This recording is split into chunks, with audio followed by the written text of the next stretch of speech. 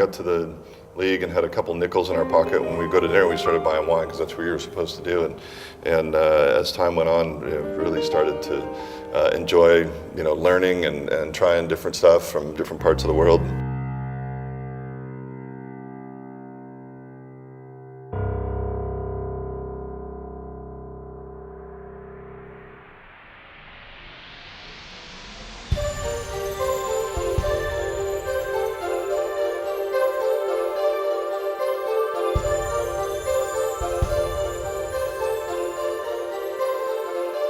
Some of the best wine grapes in the entire world are being grown in this valley, and there's some really specific reasons for that. This is not just another wine region. We really feel like, and I think we've clearly established, and when I say we, that's the entire valley, that's not just DoubleBack, that this is an amazing wine grape growing region.